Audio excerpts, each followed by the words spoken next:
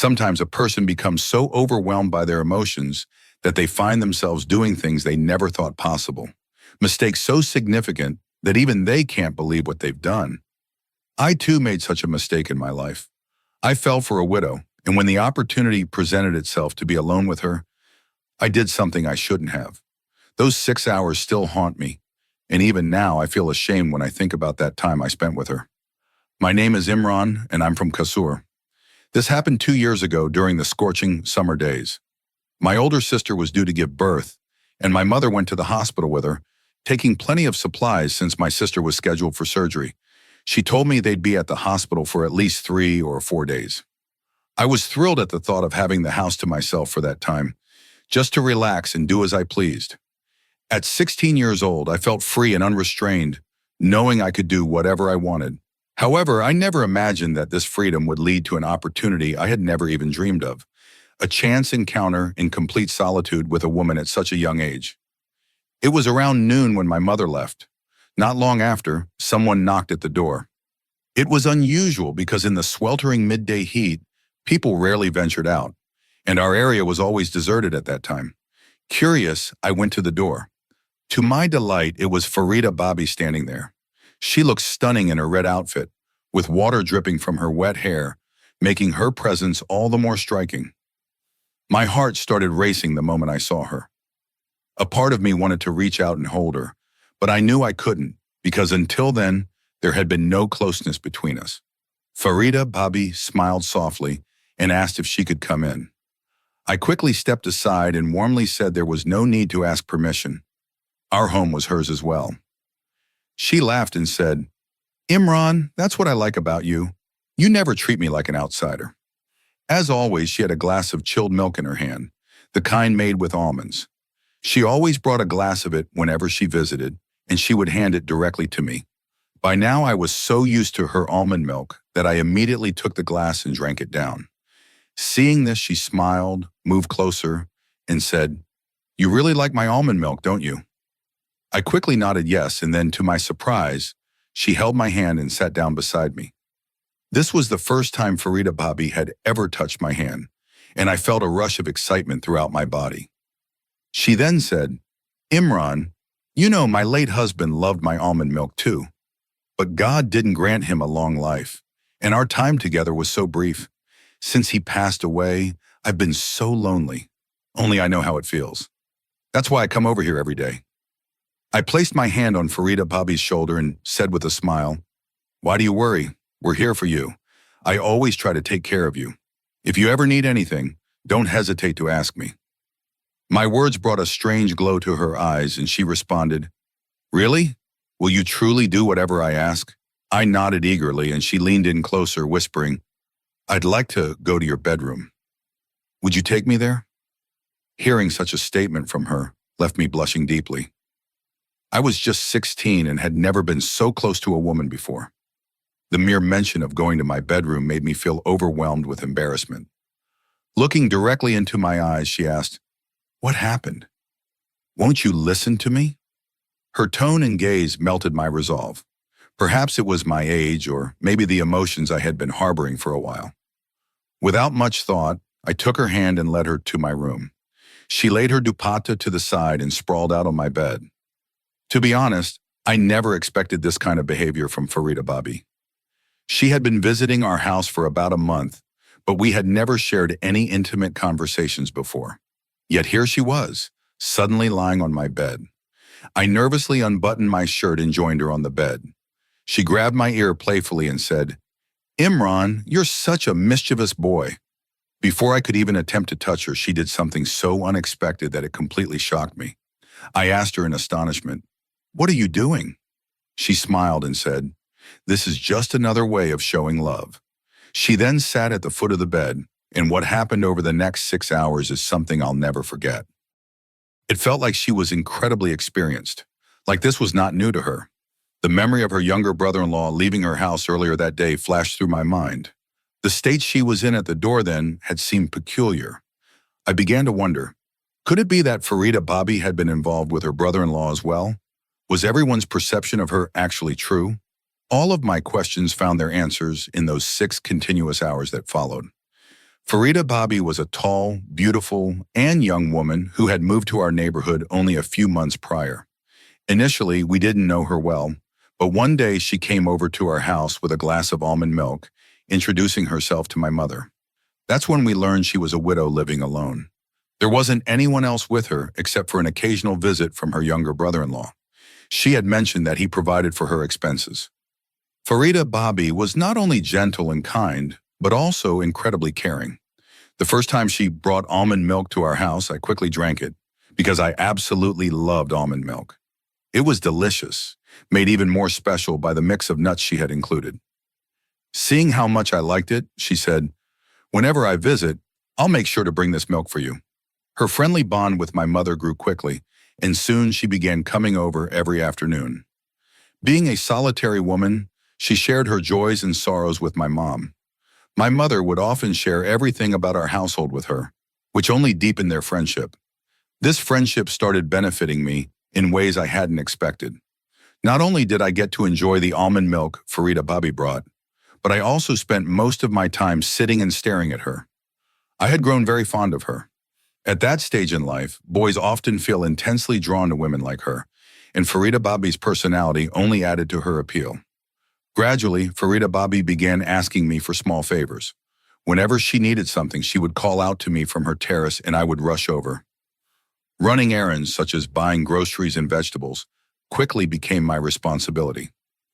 My mother even told me never to refuse, reminding me that Farida was a widow and helping her was our duty. My father, on the other hand, expressed concern. He didn't think it was appropriate for a young boy to visit another woman's house so frequently. He worried that the neighborhood would start gossiping or that something inappropriate might happen. However, my mother paid no mind to his warnings. In her view, helping a widow was nothing to be ashamed of, and she dismissed my father's concerns about sending me to her house regularly. In the end, my mother's opinion prevailed, and I continued visiting Farida Bobby's home. She, in turn, continued visiting ours each afternoon, often bringing me almond milk, which I had come to enjoy every day. My mother eventually tried to stop her, saying that it wasn't necessary to bring milk so frequently, as it might spoil me. But Farida Bobby would just smile and say, "Imran is not a stranger. He helps me so much, so why shouldn't I offer him a glass of milk?" My mother couldn't argue with her kindness, and I was quite happy about it too. Farida Bobby had only been coming over for about 15 days when my elder sister's in-laws brought her to our house. My sister was expecting her first child, and in her husband's family tradition, the first child had to be born at the mother's home, with all expenses covered by the maternal family. Since my father worked in a government office and we were financially secure, my mother had no objections to this arrangement. My sister, Razia, was our only sibling, and my parents were willing to bear all the costs. However, Farida Bobby voiced her disapproval. She told my mother that this wasn't the right way to do things. Leaving a family's honor behind at the maternal home wasn't acceptable. It's their child, she argued. They should be the ones to handle the childbirth. Hearing this made my mother reconsider, but by then it was too late to change anything. This led to my mother increasingly seeking Farida Bobby's advice on every little matter. She would ask which hospital to go to, how much money to spend, and how to prepare for the baby. My mother involved Farida Bobby in every decision. When Razia came to stay, Farida Bobby's visits became even more frequent. She would often sit with Razia and discuss various things, while I watched from a distance, staying out of their women's conversations. A few days later, one evening, Razia suddenly asked me to take her back to her in-laws' house. She said she needed to bring back some items. I was surprised since she wasn't feeling well, and the trip was quite long. Still, I assumed it must have been something important and didn't say much. We made the trip, and on the way back, Razia carried a large black bag. The following afternoon, when Farida Bobby came over, Razia told her, "I did exactly what you suggested and brought everything home for my mother. If it weren't for you, I wouldn't have realized what a big mistake I was making." Farida Bobby lovingly embraced Razia Baji and said, "You all are my family. After so long, I've finally started to feel the warmth of relationships. Since my husband's death, I've been living completely alone. Even my brother-in-law helps me out only after making a big deal about it. I'm all by myself." As she said this, tears welled up in her eyes. Razia Baji quickly pulled her close and reassured her, saying, You're not alone at all. From now on, you're like our elder sister." Then the two of them smiled and continued chatting. Farida Babi started coming over more frequently. One day when Razia Baji was feeling very unwell, my mother specifically called Farida Babi and told her that she might need to take Razia to the hospital at any time. My mother said that if I needed anything, I could let Farida Babi know and she would handle it. Farida Babi immediately smiled and said, "Sister, why are you worrying? I'll cook and send over the food myself. You don't need to be stressed." This assurance brought a great sense of relief to my mother. That night passed uneventfully. My mother didn't end up taking Razia Baji to the hospital.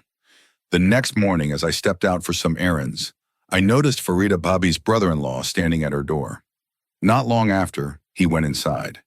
I couldn't help but think about what kind of brother-in-law he was, always helping out but making it seem like a favor each time. I had heard Farida Babi mention this before, and honestly, I didn't like him one bit. I went to the corner store, and as the shopkeeper handed me my items, he remarked, "That Farida seems like an odd woman. That man is always at her place. Who knows what their relationship really is?" His comment angered me. "She's a widow. Have some decency," I said sharply. "That man is her brother-in-law, and he only comes to provide for her." Hearing this, the shopkeeper burst out laughing and replied, "Oh, her brother-in-law must be having a great time, visiting a young sister-in-law and footing her bills." His remark made my blood boil, but I kept silent and walked away. When I returned home, I found out that Razia Baji's condition had worsened. My mother began preparing to take her to the hospital. She packed a lot of items and asked me to fetch a rickshaw. As I stepped out to get one, I saw Farida Babi's brother-in-law leaving. Farida Babi stood at the door wearing a red outfit, her hair open and still damp. She looked stunning, and I was momentarily struck. But then I remembered Razia Baji's health and quickly told her about it. She immediately headed over to our house. By the time I returned with the rickshaw, my mother and Farida Babi had helped Razia Baji into it. My mother told me that they would likely be at the hospital for 3 or 4 days. Then she left, and Farida Babi returned to her own home. I finally had the house all to myself and felt at ease. However, just an hour later, Farida Babi arrived at our place again. She was still wearing the red outfit, her hair loose and still damp, making her look more beautiful than ever. This was the first time that she and I were completely alone together. She brought a glass of milk, which I had been drinking every day for a month. Once again, I drank it quickly. Then, at her request, I led her to my bedroom. But as soon as I lay down on the bed, Farida Babi sat by my feet and said, "My way of showing love is a bit different." I was completely captivated by her gestures. And then, with a playful smile, she took her dupatta and tied it tightly around my feet. Surprised, I asked what she was doing, but she placed her hand on my lips, silencing me. Then she used the bedsheet to tie both my hands to the bedpost. A mix of emotions began stirring inside me: excitement, nervousness, and the undeniable thrill of being so close to a beautiful woman. Here she was, willingly spending time with me, and that very thought pushed me towards temptation. But before I could close my eyes and fully immerse myself in the moment, something unexpected happened that threw me off completely. After binding me, Farida Babi left the room. I waited, expecting her to return quickly, but she didn't. Before long, my eyes closed on their own, and I drifted off. When I woke up much later, I was shocked to find that 3 hours had passed. As I stirred, I heard footsteps in the house, footsteps that didn't belong to Farida Babi. It felt like there was someone else in the house besides her. Then, to my utter disbelief, her brother-in-law walked into my room. Seeing him there rendered me speechless. What was he doing in our home? And then I noticed the black bag Farida Babi was carrying, the very same bag Razia Baji had brought from her in-laws' house. Farida Babi quickly scanned my room, picking up a few valuables and placing them into the bag. She and her brother-in-law then started to leave. Before exiting, he turned to me and said mockingly, "Thank you for looking after my wife. We've taken everything we could from this house. Now you can just stay tied up and wait for someone to find you." The word wife struck me like a thunderbolt. Wife? I had believed Farida Babi was a widow, but she had staged her widowhood all along. This man wasn't her brother-in-law. He was her husband. The realization dawned on me slowly. This entire situation had been orchestrated to infiltrate our household. Farida Bobby walked over to me, her face full of cunning. You know, it's so easy to ensnare boys like you. Look, you were the one who let me into your home. She laughed, ran her hand along my cheek, and left with her husband. I remained bound, completely at a loss. I didn't know what to do, who to call for help. I stayed that way for 6 long hours until around 8 p.m. when my father returned from work. The moment he saw me tied up, he was shocked. He quickly untied me, and I told him everything. My father held his head in his hands, lamenting, "I warned your mother not to let an outsider know so much about our household. I told her this could lead to trouble." Together, we searched the entire house. To our horror, all of our valuable possessions, jewelry and other important items, were gone. I also began to wonder about the black bag Razia Baji had brought. Since her condition was still fragile, we decided not to tell her anything. But we did inform my mother, and her reaction was heartbreaking. When my mother heard what had happened, she broke down in tears. She then revealed something even more troubling. It was on Farida Bobby's advice that Razia Baji had brought all of her jewelry from her in-laws' house. Farida Bobby had convinced her by saying, "What if your mother-in-law claims your jewelry while you're not there? It's safer to keep it with your own mother." Trusting her words, Razia Baji had brought everything home, and now Farida Bobby had stolen it all. We filed a police report, but by the time they looked into it, Farida Bobby and her husband had already left the city. It turned out that both husband and wife had been running the scam together. Farida Bobby would pretend to be a helpless widow, draped in a guise of vulnerability, gaining the trust of families she approached.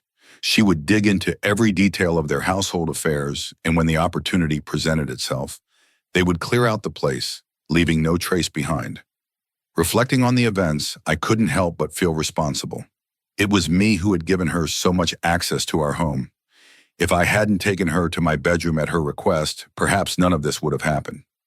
My emotions clouded my judgment, and as a result, I ended up causing great loss to my family.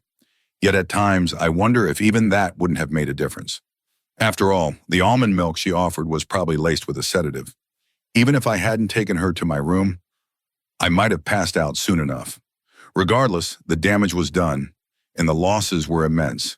Even today, I can't escape the realization that it all happened because of my poor choices.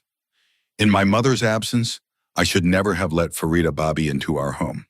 This incident also made me think about how often women unwittingly share personal grievances or speak ill of their in-laws to strangers. Whether it's a woman sitting beside them on a hospital bench or a fellow passenger on a bus, we never truly know who might exploit our vulnerabilities. This is why it's so crucial to exercise caution and avoid discussing private matters with outsiders, even if they seem kind and understanding. Razia Baji's mistake was opening up to Farida Bobby about her in-laws' shortcomings. Farida used this information to her advantage, ultimately walking away with all of Razia's jewelry. When Razia Baji's in-laws learned that the theft at her parents' house included her jewelry, they were outraged. Her mother-in-law lashed out, questioning why she had taken her jewelry to her parental home in the first place. The incident damaged her standing in her husband's eyes as well. Razia Baji's one mistake cost her dearly. To this day, she feels deep regret, knowing that in trying to safeguard her jewelry from her mother-in-law, she ended up losing it entirely. This ordeal raises important questions. Who was truly at fault? Was it my mistake for allowing a stranger into our home, for giving in to emotions and blindly trusting everything she said? Or was it my mother's error in divulging all our household details to an outsider, trusting her so much that she shared every matter with her? Or perhaps the blame lies with women like Farida, those who betray trust and seize every opportunity to exploit others' goodwill. What do you think? Please share your thoughts in the comments below.